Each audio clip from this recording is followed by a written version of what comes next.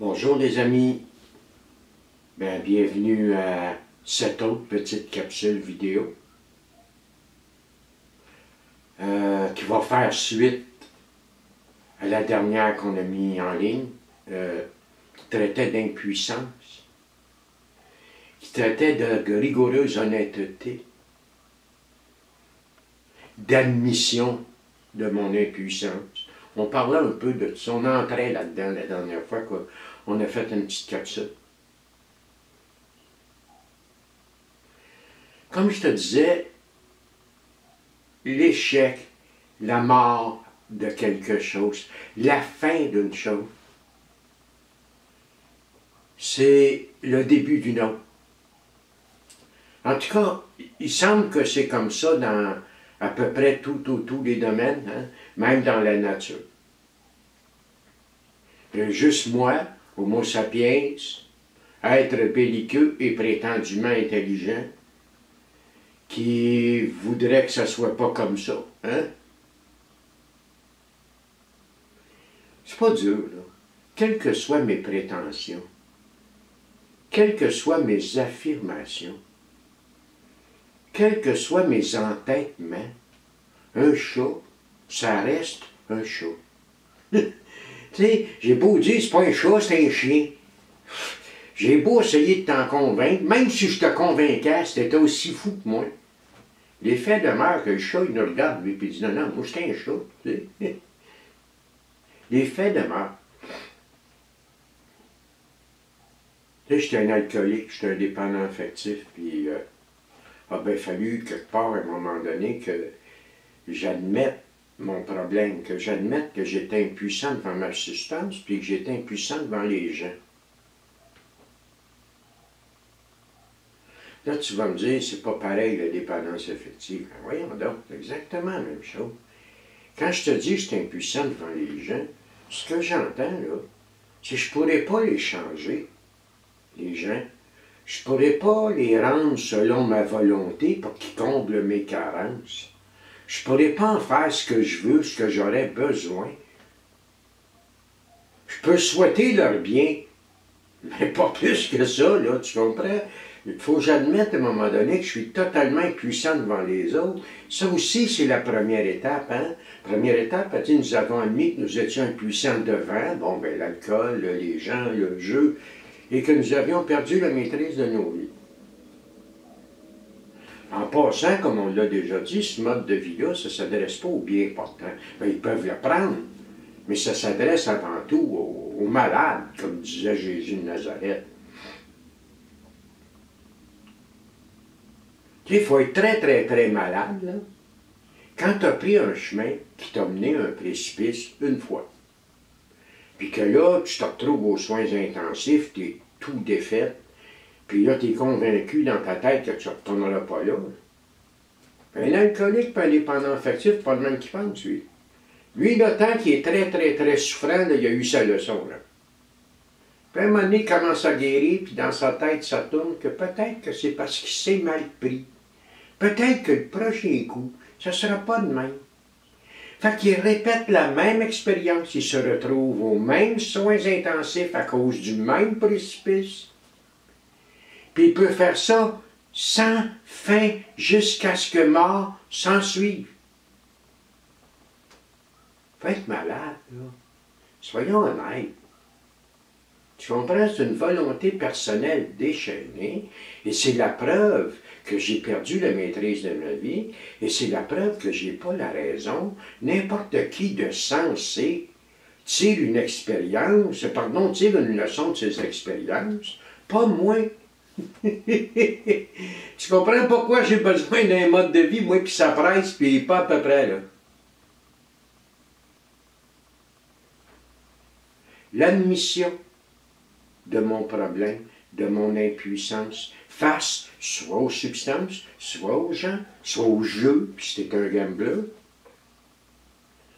ça va être le premier pas dans la libération de l'obsession. Je ne te dis pas que l'obsession va être libérée tout de suite. Il y a des cas où ça a été le cas. Moi, ça a été le cas. Mais c'est pas ça toujours, là. Ce que je te dis, c'est que ça va être le premier pas. moi, d'admettre cette impuissance-là, ça m'a aidé à comprendre quelque chose. Je posais être intelligent, moi, là, mais en tout cas, des fois, j'en doute. À comprendre quelque chose de fort simple que je n'avais pas compris avant. Moi, j'avais la certitude que si j'avais envie de boire, il fallait que je boive. C'est pas vrai. Ça se peut que j'aie envie de quelque chose, je suis pas obligé de le faire. Hey, pour moi, ça là c'est une découverte de voir que c'est pas parce que j'ai envie que je suis obligé. Pas si t'es un enfant, tu comprends, un être puéril, un être qu'il fallait qu'il donne immédiatement satisfaction à ses besoins primaires, là, un instant, là. Tu sais, à ses pulsions, puis...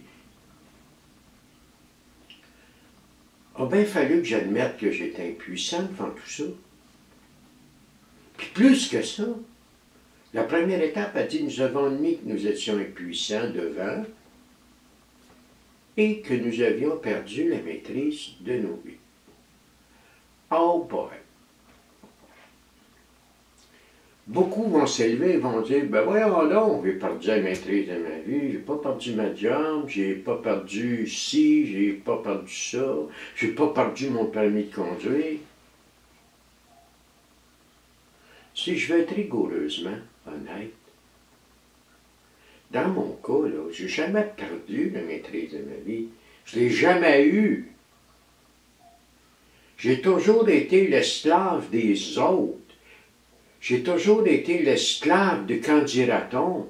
J'ai toujours été l'esclave de ton estime vis-à-vis de moi.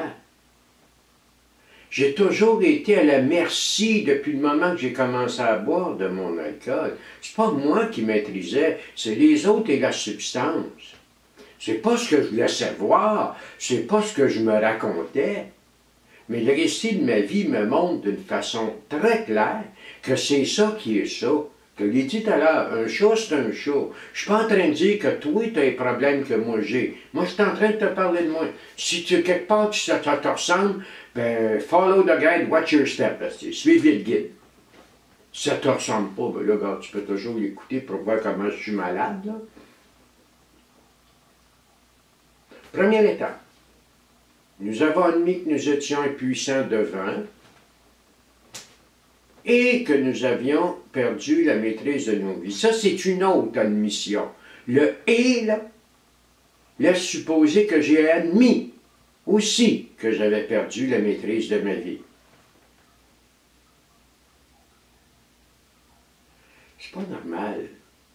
Tu sais, si je vais être honnête avec moi, là, à 25, 26, 27 ans, 24 ans, tout tournait en entour de la consommation.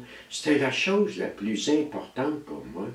Puis à l'idée, tu sais, quand j'ai commencé à y penser vers 30 ans, qu'il faudrait que j'arrête de boire, juste ça, j'avais l'impression que la Terre arrêterait de tourner.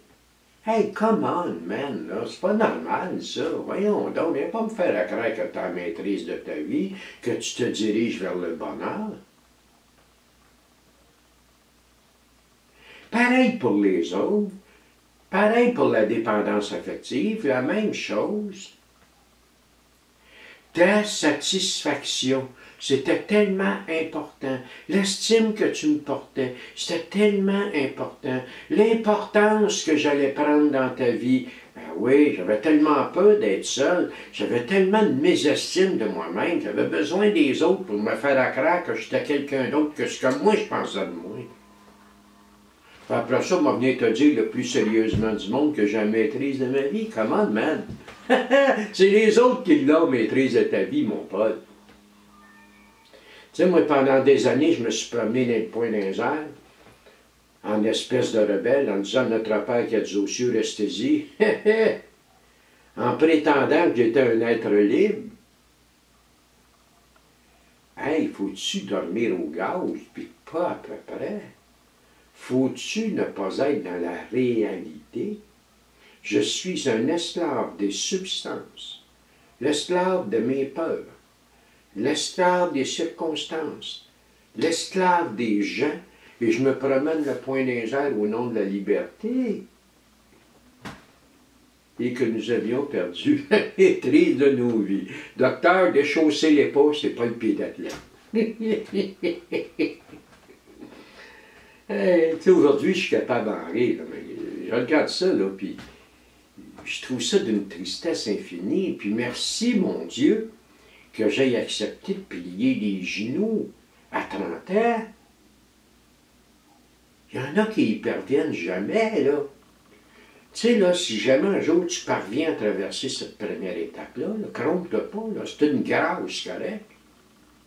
Moi, j'ai la ferme conviction que le genou, je penserais que c'est tout par ma grâce, ça moi y retourner. Moi, tu sais, aujourd'hui, moi, c'est de ça que je veux te traiter. On n'a pas fini d'en faire des petites capsules sur la première étape. Là. Première étape, le premier pas, la condition première pour en arriver à un changement de ma vie, a dit ceci. Nous avons admis que nous étions impuissants devant, et nous avons admis que nous étions impuissants devant et que nous avions perdu la maîtrise de nos vies.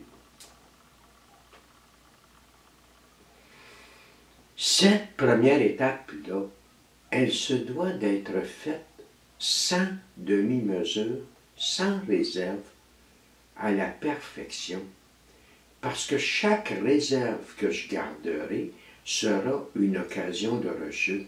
Et la rechute, on ne sait pas où ça mène. Tu sais, j'ai un de mes petits frères, il y a 2 ans de ça, 2 ans et demi au mois de septembre, il y a 2 ans, 10 ans plus jeune que moi, tu sais. On était tous là, les frères et ses sœurs. On l'a aidé à mourir à 55 ans. Il est mort d'alcoolisme et de dépendance affective, mais avant tout, dans son cas, d'alcoolisme. Oh, il y en a qui vont le juger. Il y avait un docteur qui était là qui disait, tu sais, ces gars-là, je allais revirer de bord un estime docteur, moi. Je dis, vous êtes là pour le soigner, pas pour le juger, pas pour le condamner.